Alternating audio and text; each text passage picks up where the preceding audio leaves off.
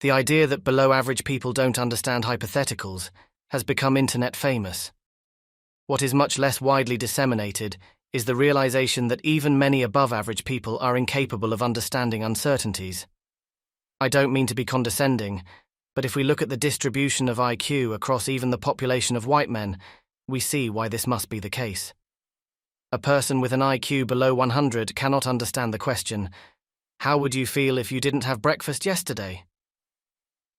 Understanding this requires two levels of indirection, as we say in computer science. A person with an IQ below 120 cannot understand the question, "What percentage of your mental model of the world is incorrect?" The sub-120 is only capable of answering, "But my model of the world is correct." He might not even realize his model of the world is a model. It's not wrong to have conviction, but you will never think any good thoughts if you cannot realize that what you believe about the world is only an image of the world. You have to be able to find a mental distance between what is true in an absolute sense and what you believe is true. This is epistemic humility.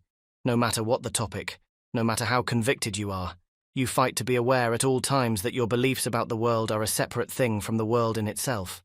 By way of example, a common belief in cooking is that when you are preparing braised meat, the first thing you should do is sear the meat to seal in the juices. This mental model of the meat is wrong. Searing meat does not in any way increase its water retention. There are scientific studies which demonstrate this conclusively. Meat is mostly water, and like the internet, it is composed of a series of tubes, called fascicles, same etymological root as fascism. As the tubes are heated, they constrict irreversibly and their capacity to hold water decreases.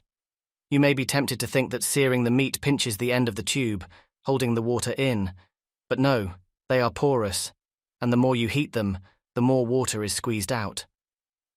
Searing meat prior to braising it will make it taste better, but the reason for this has nothing to do with water retention, and everything to do with flavor. Searing causes a complex chemical reaction wherein sugars and proteins bind together to produce novel flavor compounds. This is different from caramelization, but that is a topic for another time. Browned foods taste very good to us, probably as an evolutionary adaptation to make us prefer cooked food over raw, which was very important in our ancestral environment of evolutionary adaptedness. Cooking food kills many pathogens and increases our ability to digest it. Cooked food is much more nutrient-dense, and those nutrients are more bioavailable, which makes the act of eating more efficient, and enables us to power our metabolically expensive brains and use them for productive things like killing each other and telling convincing lies.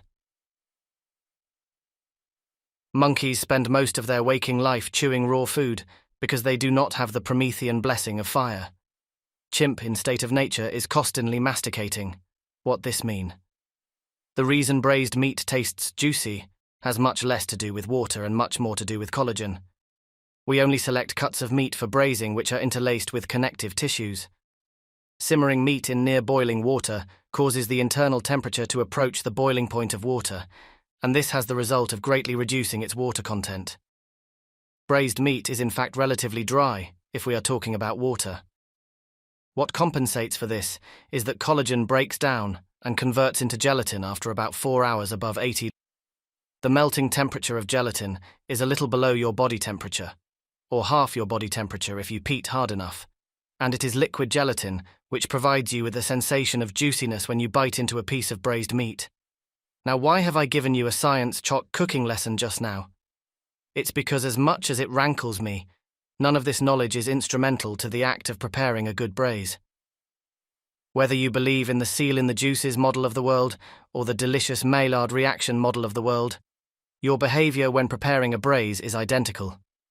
You can be totally and irredeemably ignorant about why you are doing the things you are doing, but both models produce the same behavior and the same outcome.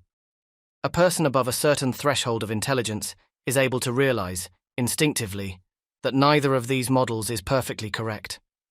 There is some level of uncertainty associated with any understanding of the world, and that doesn't mean midwits can never understand uncertainty either, but IQ is on some level a measure of your mental processing speed, your mental agility. The 120 IQ person can understand with difficulty what the 130 understands automatically and reflexively.